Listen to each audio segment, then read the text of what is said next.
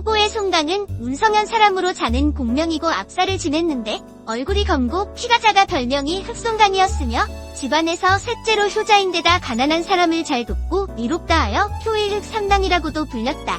이런 송강이 오랜 친구인 자신을 도와준 덕분에 양산박에 들어가게 된 조개는 그를 위해 편지와 약간의 황금을 보내는데 엉뚱하게도 송강의 첩인 연파석의 손에 편지가 들어가게 되었다.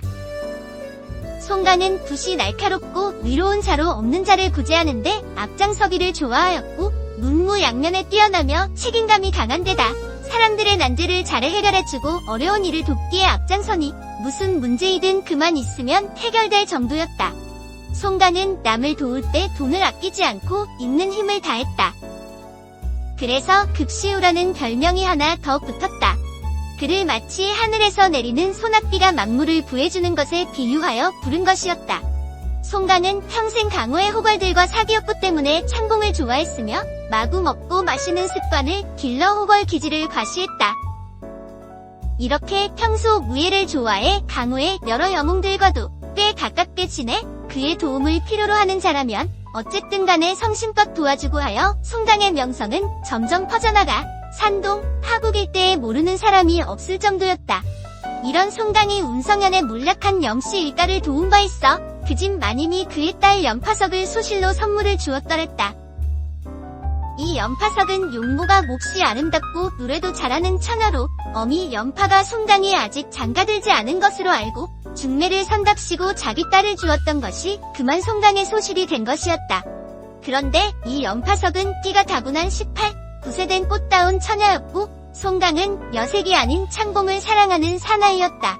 이렇게 어울리지 않은 두 사람이 결혼 후 처음에는 송강도 매일 저녁 연파석과 잠자리를 같이 들곤 하였지만 점점 그 횟수가 줄어들어갔다. 그는 원래가 창공 같은 거나 좋아했지 여색 따위에는 관심이 적었기 때문이었다. 반면 연파석은 이제 겨우 18, 9세된 묘령의 처녀라 실상 둘 사이는 엄청난 차이를 두고 맺어진 관계였다. 송강의 동료 중 이름이 장문원이요 소장삼이라는 별명을 가진 자가 있었는데 이목구비가 뚜렷하여 훤칠하게 생긴 데다 풍류꽤나 즐긴다는 인물이었다. 장문원은 송강의 비서로 보통 낮에 공문서를 가지러 연파석의 집에 몇 번 왔었는데 그만 연파석과 눈이 맞고 말았다. 언젠가 송강이 그를 청해 식사 대접을 한 적이 있었다. 그런데 그 자리에서 연파석과 장문원의 눈이 딱 맞아 야릇한 눈빛이 오갔던 것이었다. 그 뒤로 장문원은 송강이 집을 비운 틈을 타 늘상 들락거리며 그녀와 얽혔다. 그러니 연파석의 마음이 다른 데 쏠려 매번 송강이 집에 올 적마다 냉담하게 쏘아 붙일 수밖에. 그런데도 송강은 그러려니 하고 따지려 들지도 않았다. 연파석과 장문원이 사통한 일은 얼마 되지 않아 곧 이웃에서 이웃으로 퍼져 나가 마침내 송강의 귀에까지 들어갔으나 그는 반신반의하며 생각하길 내 부모가 정해준 배필도 아니고 그녀도 내게 마음이 없는데 저런 말로 신경 쓸게 뭐라마고 그 뒤로는 그녀 있는 곳에 발도 들여놓지 않았다. 쯧쯧. 색시가 바람났는데도 저만 우물개구리 격이니 원. 낄낄낄 마도난 녀석. 그러나 사람들이 그를 손가락질하는 것이 그치질 않았다. 그러던 어느 날 전에 송강이 양산박에 두령이 된 조개를 도운 적이 있어 그가 적발기 유당을 시켜 친필 서신과 헌금을 송강에게 보냈는데 이에 송강이 그를 주막으로 모셔 한쪽에 자리를 잡고 앉아 어쩔 수 없이 조개가 감사의 뜻으로 보내온 서신과 금 100냥주, 서신과 황금 한 덩이만 받은 뒤 회신을 써주며 유당에게 어서 돌아가라 재촉했다. 유당을 보내고 나서 송강은 관부 사람들한테 안 들켰기에 망정이지 일 날 뻔했군. 이라고 생각을 하는데 난데없이 뒤에서 압사님, 오랜만입니다. 라는 소리가 들렸다. 우리 집에 색시 안 보러 오신 지 오래됐지요. 아이고, 그게 요새 너무 바빠서. 개가 목이 빠지게 기다린답니다. 저와 같이 가시지요. 응, 지금 감세. 놀라 송강이 뒤를 보니 생각지도 않았던 연파를 만난 것이었다. 그녀가 송강의 옷소매를 붙들고 늘어지며 함께 집에 가자고 졸라대는 바람에 송강은 마지못해 그럼하고 대답하고 말았다. 그렇게 해서 결국 연파가 그녀의 집에 가게 된 송강. 한편 집에 있던 연파석은 모친이 부르는 소리에 장문원이 온 줄 알았다가 송강의 모습을 보고 금방 낯빛이 변해 돌아섰다. 그래서 송강도 몇 번이나 몸을 일으켜 가려 했으나 번번이 연파에게 꼼짝없이 붙들려 빠져나오질 못하고 건네주는 술잔을 들이키다가 조개의 서신과 금이 든 주머니를 침상 머리맡에 놔둔 채 옷을 벗고 잠자리에 들었는데 연파석이 옆에서 냉소하는 소리에 도저히 잠을 이루지 못하고 새벽까지 버티다가 일어나 문을 나섰다. 그런데 아차, 머리맡에 놔뒀던 주머니를 깜빡 잊고 그냥 나온 것이었다. 급히 발길을 돌려 연파의 집으로 갔으나 머리맡은 깨끗이 치워져 있고 연파석은 잠든 척 누워 있었다. 송강은 그런 그녀를 일으켜 주머니를 돌려줄 것을 요구하나 연파석은 황금의 눈이 멀어 자신이 요구하는 3가지 일을 응답해주지 않으면 관부에 알리겠다며 위협해 오는 것이 아닌가. 송강은 그녀에게 목덜미가 붙잡혀 하는 수 없이 그녀의 요구대로 이혼장을 써주고 또한 집과 퇴물이며 재산을 고스란히 물려줄 것에 응하였다.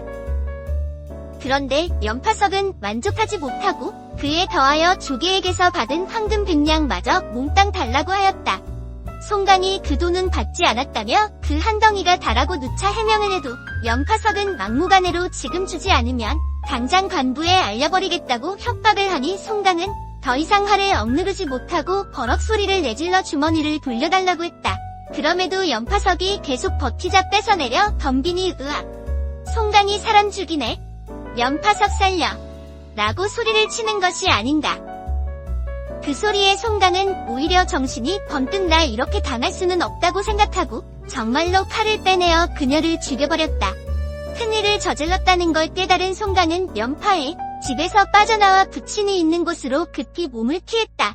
관아에서는 연파로부터 고발을 받긴 받았으나 송강과는 잘 아는 사이일 뿐만 아니라 그의 사람됨을 워낙 잘 알기 때문에 그다지 적극적인 행동을 취하지는 않았다. 하지만 송강은 이곳에서 오래 머물 수만은 없다는 생각과 부친까지 자신 때문에 고생을 하는 것이 아닌가 싶어 눈물을 머금고 간단한 행장만을 챙겨 총총히 운성현을 떠났다. 그렇게 연파석은 송강의 손에 죽고 송강은 졸지에 살인자가 되어 하는 수 없이 도망하다가 우연히 청풍산에 당도하였다. 청풍산에는 산동 출신인 금모우 연순이라는 자가 매각호 왕영과 함께 산적을 이루고 있었는데 우연한 기회에 이들의 손님 자격으로 그곳에 있던 송강은 유난히 색을 밝히는 왕영으로부터 그 지역 관리인 유고의 부인을 구해주게 되었다. 그러나 이것이 훗날 큰 화가 될 줄이야. 유지채의 부인은 오히려 송강이 산적 두목인 줄 알고 마을 축제를 구경 나온 그를 고발하여 사로잡은 것이었다. 이렇게 일은 점점 커지고 송강의 명성을 흠모하여 그를 접대하던 지역 무관의 아들 소리광 화영까지 연루되자 유고는 즉시 사실을 상부에 알렸다. 그러나 사실은 문관 유고와 무관 화영의 사이가 좋지 않았기 때문에 이를 이용하여 화영을 제거하려는 유고의 계략이었다. 고위 관리의 아들이 연루되었다는 소식에 놀란 청주부사 모용원달의 오빠은 즉시 청주 병마도감 진삼산 황신에게 청풍산 도적대와 화영을 잡아오라는 명령을 내렸다.